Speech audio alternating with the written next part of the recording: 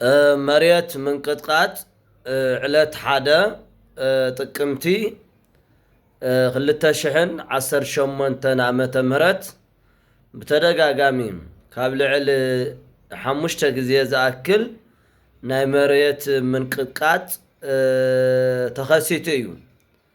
ስለዚ አውዝን ምልከቶ ናይ እግዚአብሔር ድዩ ወይስ ናይ ሰብ እዩ ዝብል እዚ መሬት ምንቅጥቃጥ ናይ እግዚአብሔር መሳርያ እዩ ተጻሕፉ ለለ እዩ። ኣብ ማቴዎስ ወንጌል ድልቅልቅ መናወጽ ከም ዝኸውን ናይ መሬት ምንቅጥቃጥ ከም ዝኸውን ተጻሕፉ እዩ። ሓድስ ነገር ኣይኮነን።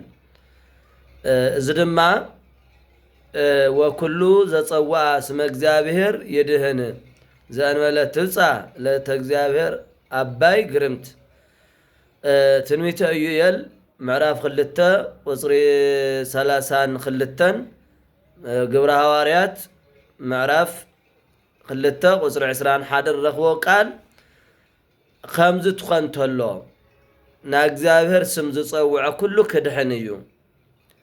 ዕለተ እግዚአብሔር ከይበጽሐት መዓዝያ ዕለተ ምጽአት ዕለተ ሞት እና እዚ ምልክት ናይ ምጽአት ምልክት እዩ። ናይ መሬት ምንቅጥቃጥ ናይ ምጽአት ምልክት እዩ።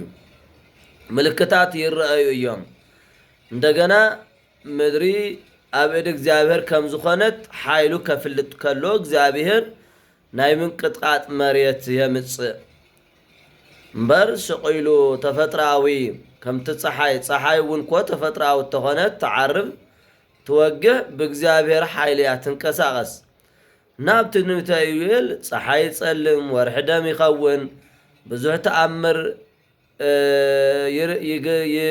ይስራሕ እዩ ምስ በለ ንእግዚአብሔር ስም ዝጸውዐ ኩሉ ግን ክድሕን እዩ። ስለዚ ንሕና ከምዚ ነገራት ክኽሰት ከሎ ታይና ክንገብር ዝግበአና ስም እግዚአብሔር ክንጽውዕ አድሕነና ኢልና ክንልምን ከምኡውን ንስሐ ክንኣቲ ይግባእ እምበር ካብ ጸግዒ ገዛታት ስለ ልርሓቕና ክንድሕን ኣይኮነን። ኣብ ሜዳ እውን መሬት ምንቅጥቃጥ ክኽሰት ክኽእል እዩ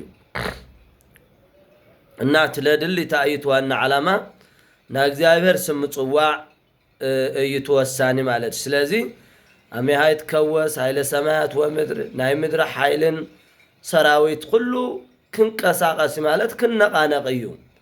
ናይ ምድሪ ኃይሊ ማለት ከምዚ ክስተት ግለጽ ከሎ እዩ እና ብዝኾነ ኮይኑ እግዚአብሔር አምላክ እንኳዕ በአይነ ምህረቱ ገውነየና ረአየና ኳዕ አትረፈና። ስለዚ እግዚአብሔር አምላክ በቲ ናይ መሬት ምንቅጥቃጥ ራዕዲ ሕዝና ነበረ እግዚአብሔር እቲ ራዕዲ አወጊዱ አርሒቁ እግዚአብሔር ዕረፍቲ ህዚ ጸጥ አቢልወሎ እግዚአብሔር።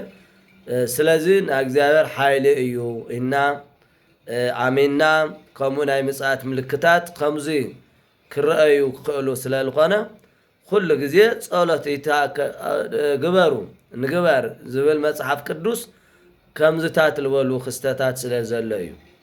ታብ ኣነው ዝተመንሱት ኣብዚ ፈተና ይተእትወና እና ንጽሊ ዝግባአና እግዚአብሔር አምላክ ስለ ህፃናቱ ኢሉ ቶም ህፃናት ንጹሃን ህፃናት ኢሉ እግዚአብሔር ጸጥ ዘበለና እግዚአብሔር ክብር ምስጋና ይብጽሐዮ። እና መሬት ምንቅጥቃጥ ናይ እግዚአብሔር እዩ ያው ብእግዚአብሔር ልመጸ እዩ።